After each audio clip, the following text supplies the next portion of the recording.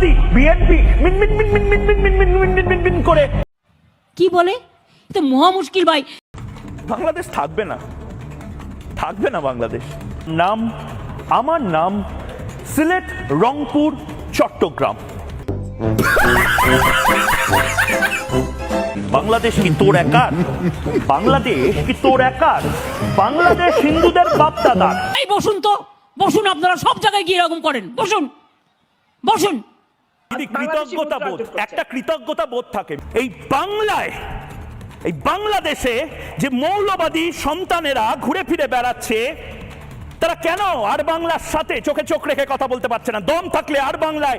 আহো বাতিজা আহো, দেখছো তোমার লে কত বড় ফুকনিটা রাইখা দিচ্ছে, আর এইটা তোমার পাচাটা ঢুকাই দেবো। আর দেশে সারা বিশ্বে এই মুহূর্তে আর বাংলা লাইভ স্ট্রিমিং হচ্ছে। আপনারা লিখুন, আপনাদের বক্তব্য লিখুন এবং পাল্টা জামাতিরা নিজেদের বক্তব্য লিখুক, হোক বিতর্ক।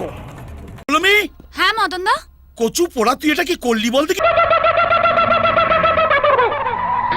তুই তাহলে হিজড়া না? এখনো সন্দেহ আছে, খারো বাতিজা, তোমার সন্দেহ আমি দূর করে দিতাছি। মাগার চোখ বন্ধ করা পারবা না।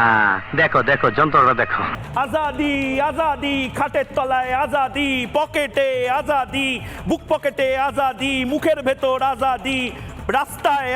বোকা লোক, পাগল ছাগল লোক, কথা বলতে মানে কথা আটকে যায়, ম্যায় ম্যায় ম্যায় ম্যায় করে, গায় গায় গায় গায় করে। বাংলাদেশে মোহাম্মদ ইউনূসের খেল খতম, বোধহয় প্রায় খেল খতমের জায়গা। তা তুই কোনোদিন পারবি না শয়তানি বাচ্চা। ভারত প্রেমীদের বলতে চাই, রাষ্ট্রবাদীদের বলতে চাই, কড়া উত্তর দেওয়ার সময় এসেছে। আহারে কি কন?